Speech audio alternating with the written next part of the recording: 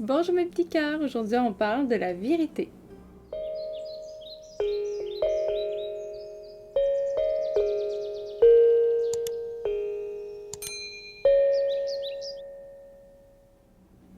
La vérité se trouve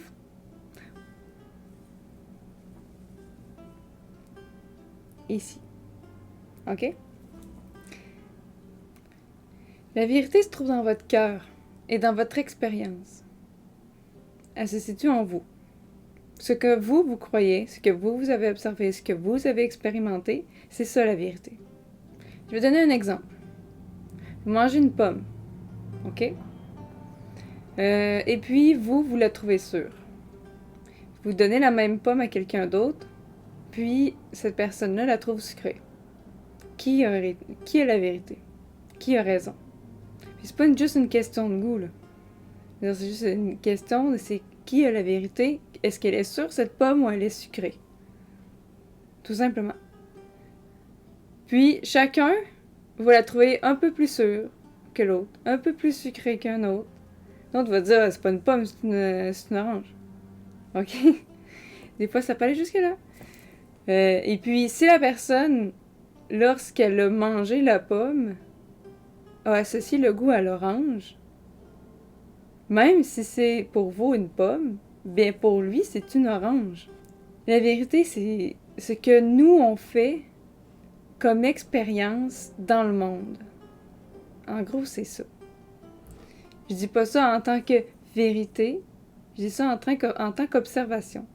Je veux dire, exemple, je peux avoir croqué cette pomme, une petite pomme, et puis pour moi, elle était vraiment sucrée. OK? Mais pour quelqu'un d'autre, elle va être très sûre. Et puis, en ce moment, ce qui est triste, justement, c'est que les gens, ils s'astinent si la pomme est sûre ou si elle est sucrée. Mais il y a personne qui peut dire que la personne a tort. Si je te dis t'es un menteur, la pomme est sucrée, tu dis qu'elle est sûre, t'es un menteur, eh bien je suis qui moi pour dire que la personne a tort? C'est son expérience, c'est son observation. C'est sa vérité. Moi je peux juste dire ah ben c'est intéressant, toi tu la trouves sûre alors pourquoi? Qu'est-ce qui te fait croire qu'elle est sûre? Et puis là l'échange commence. Et puis le partage de vérité commence. En racontant notre vérité puis en écoutant la vérité des autres, eh bien, on a un aperçu de la vérité. Malheureusement, beaucoup de personnes aujourd'hui ont l'impression que leur expérience est la vérité pour tous. Exemple, encore de la pomme, ils mangent une pomme, ils disent ça goûte sucré. Eh bien, toutes les personnes qui croient qu'elle est sûre, c'est des fous. Ou ils vivent dans le mensonge, ou ils vivent dans une réalité parallèle, ou ils vivent complètement sur une autre planète parce que pour eux, elle est sûre. Okay. C'est simple comme ça, en fait.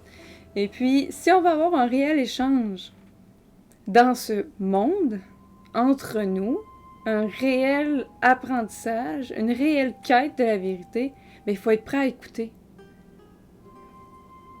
Il faut être prêt à écouter la vérité des autres. OK?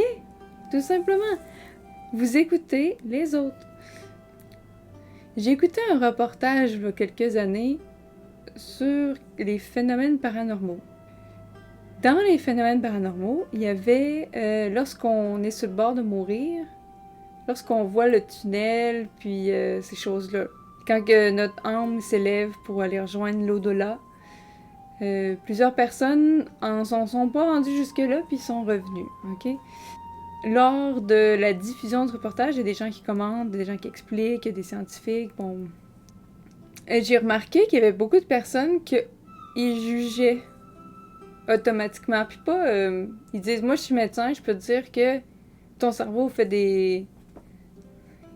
il est en train de mourir, donc il t'invente des images. OK? Mais est-ce que la personne a réellement écouté l'expérience de la personne qui était sur le bord de mourir? Je veux dire, ça se peut que ce soit des images provoquées par le cerveau parce qu'il se détériore, parce qu'il est sur le bord de mourir. Mais ça se peut aussi que ça soit l'âme. Ça se peut que ça soit une énergie cosmique qui se produit au moment de notre décès pour justement nous élever vers autre chose, une autre dimension. Il peut y avoir tellement de théories, il peut y avoir tellement d'idées à ce sujet-là, mais en même temps, la personne qui l'a vécu, c'est la personne qui était sur le bord de mourir. Puis la personne qui était sur le bord de mourir, elle, c'est sa vérité. Elle a vu le tunnel, elle a vu son corps, elle l'a vu. C'est ce qu'elle a vu. Des fois, il y en a qui voient des anges, il y en a qui voient Dieu, mais c'est leur expérience, puis on peut pas dire qu'ils mentent. Comprenez ce que je veux dire? Oui, il peut y avoir une explication X, Y, Z, mais ça change pas le fait qu'elle a probablement raison. Ça change pas le fait que c'est son expérience.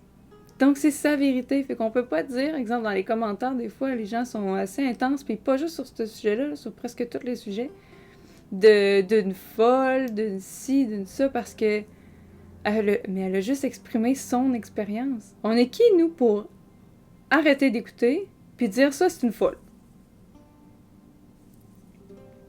Je veux dire, on se bloque complètement à apprendre quelque chose de ça. Peut-être que on va le garder, peut-être qu'on va le rejeter.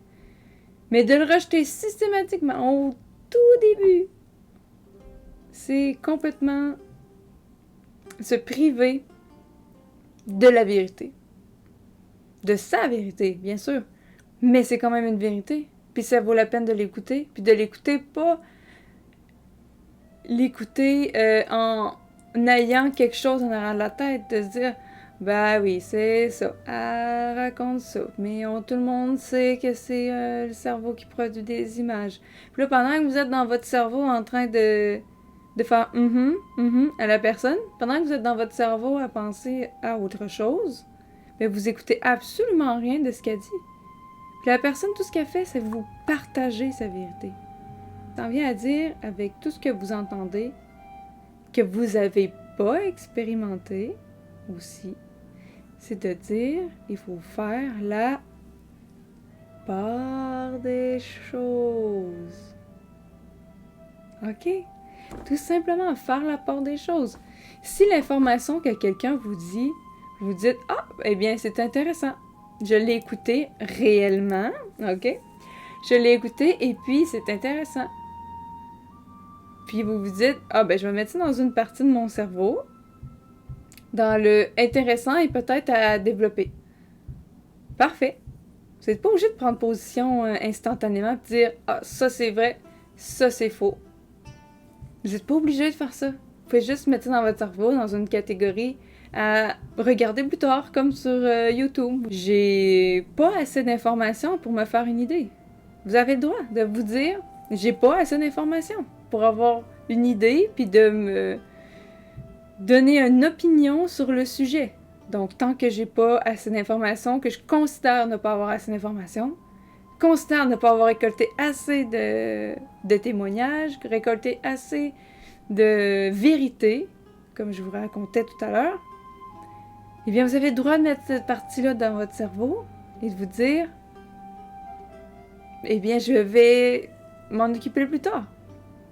Tout simplement.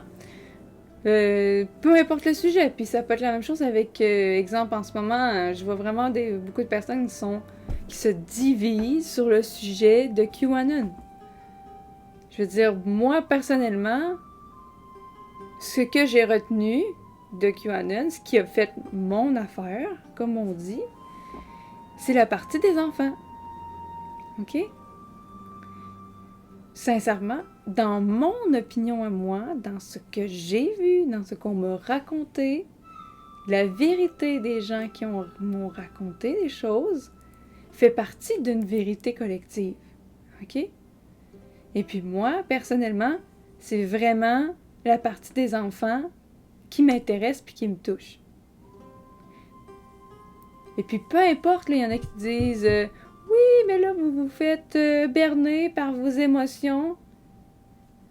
Que je me fasse berner par mes émotions ou non, moi, c'est la partie qui m'intéresse. C'est tout. Ça se peut qu'il Il y en a d'autres que ça soit autre chose, les arrestations, le nettoyage de marais, comme Trump il dit, ou des choses comme ça. Il y en a que ça peut être autre chose qui les intéresse, c'est correct. Mais moi, ma partie à moi qui m'intéresse dans QAnon, c'est le sauvetage des enfants. On peut peut-être en parler dans une autre vidéo de c'est quoi, ou allez voir sur le site de QAnon, faites-vous votre propre idée. Allez voir ce qu'ils écrivent, allez voir ce qu'ils racontent. Si ça vous convient pas, ça vous plaît pas, eh bien, passez à un autre sujet. Tout simplement.